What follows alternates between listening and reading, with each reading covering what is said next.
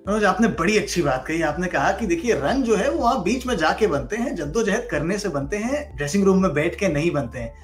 इस बार इस test match में अगर आप होते उस इंग्लैंड के ड्रेसिंग रूम में और शाम को डीब्रीफिंग हो रही होती मैच के बाद, तो आज क्या वो आईना दिखाना जरूरी है बल्लेबाजों को? क्योंकि आप यहाँ पिच को ब्लेम नहीं कर सकते। पिच, हम सुबह से बात कर रहे हैं, आपने भी कहा कि पिच एकदम सही थी, बल्लेबाजी के लिए अनुकूल थी। ऐसे में आपको स्टार्ट्स भी मिले, आप 73 पर 3 थे, टॉस जीत चुके हैं, सारी चीजें आपके फेवर में हो रही थी, पार्टनरशिप भी हुए। उसके बावजूद अगर आप बड़ा स्कोर नहीं लगा पाए, सब कुछ आपके फेवर में होने के बावजूद, तो कहीं ना कहीं ये खराब बल्लेबाजी है। और आईना दिखाना बहुत जरूरी है, क्योंकि कोच इसीलिए दल में रहते हैं ताकि वो गलतियां बैट्समैन क्या कर रहे हैं उनको बार बार बताना जरूरी रहता है और मेक श्योर करना रहता है कि वो दोबारा गलती ना दोहराए। अगर आप ये जो पार्टनरशिप दिखा रहे थे उसमें बहुत एक अच्छी बात देखने को मिल रही थी इंग्लैंड की तरफ से। हालांकि वो लोग विकेट थ्रो करके गए। आप देखें बेयरस्टो और स्टोक्स का जब पार्टनरशिप चला, उसके बाद भी स्टोक्स और पॉप का 43 का चला, उसके बाद पोप और लॉरेंस का भी 45 का चला।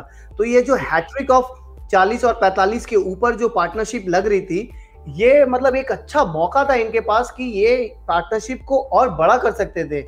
और ये लगातार हुई, ऐसा नहीं कि पहला पार्टनरशिप है उसके बाद 2 विकेट जल्दी गिरे फिर लगे। तो ये एक गोल्डन अपॉर्चुनिटी था, सुनहरा मौका था जो इंग्लैंड अपने हाथ से गवा दिया आज।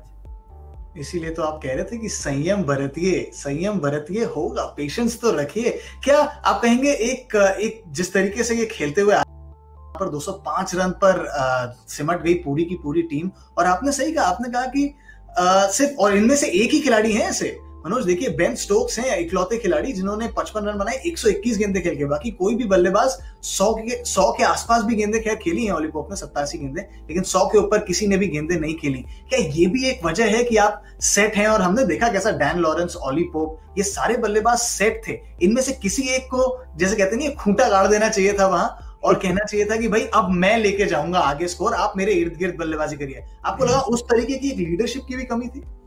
देखिए ओली पॉप का जो डिसमिसल था वो थोड़ा अनफॉर्चुनेट था, अनलकी कह सकते हैं, क्योंकि इनसाइड एज लग के पिछले वाले पैर पे लग के वो शॉर्ट लेग में चला गया और बहुत अच्छा कैच लिया।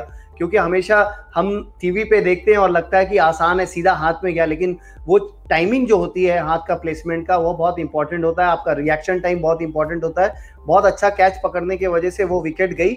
उसके अलावा अगर आप डैन लॉरेंस का देखें अगर डिसमिसल, वो एकदम सेट थे। वो जिस तरह बैटिंग कर रहे थे लग रहा था कि अगर विकेट नहीं थ्रो करते, अगर बॉल के मेरिट पे खेलते तो बड़ा रन बना सकते थे। और उसके बाद हमने देखा लास्ट में जिमी एंडरसन भी आके 10 रन बनाया। और कैसे बनाए? एक रिवर्स स्वीप मारे, एक स्वीप मारे।